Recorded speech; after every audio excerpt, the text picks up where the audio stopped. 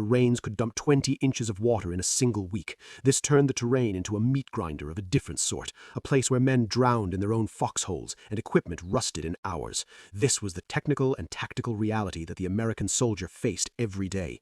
The humidity made the en-bloc clips of the Garand slick, increasing the risk of Garand thumb with a heavy bolt slammed shut on the soldier's thumb. Yet even with these obstacles, the Red Arrow Division pushed on. Their final reckoning with the Japanese 16th Division, the monsters of the Bataan Death March, was personal. For many of the men, the war was not about grand political aims, but about a very specific kind of justice. This was the minds of heroes at work, driven by a human centricity that no grand strategy could match. When we analyze the turning point of the Philippine campaign, we must look at the Battle of Breakneck Ridge and the Villa Verde Trail.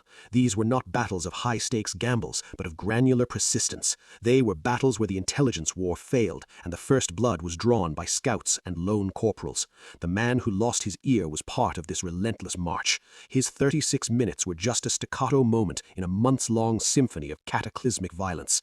The tools of destruction were everywhere, the M2 flamethrowers that incinerated the spirit of the defenders, and the .5 caliber machine guns that decimated any attempt at a banzai charge. The long-term impact on these men was a life spent shuddering at the sound of a backfiring car or the sight of a dense forest. The echoes of eternity are not always heroic, they are often traumatic. The price paid was the sanity of a generation. The vocabulary Bible of their trauma included words like shell shock and combat fatigue, terms that have been replaced in the 21st century by PTSD, but the reality is the same. They were plunged into a world of monsters, and they had to become juggernauts to survive. The voice of history must tell their story with unflinching authority, honoring the gritty reality of their experience. The Japanese juggernaut had been built on the idea of the invincibility of the spirit, but on Leyte they met the invincibility of the American engineer. The Americans built roads where there were none, landing strips in the middle of swamps, and orchestrated a logistical cataclysm that buried the Japanese under a mountain of steel.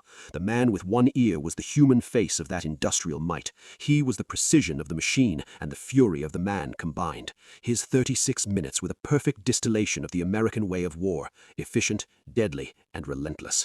The final reckoning for the Japanese in the Philippines saw the death of over 300,000 soldiers. Only a few thousand survived to be entombed in prisoner of war camps. The ultimate price paid by the empire was the complete and total collapse of one side. The intelligence war had predicted this, but the reality was more gritty than any report could describe. It was the grinder in its most literal sense, a machine for turning young men into ghosts. And at the center of that grinder was the memory of a man who had been mutilated but refused to be broken. The echoes of eternity are the final legacy of the 1940s. They are the reason we still study these battles, why we still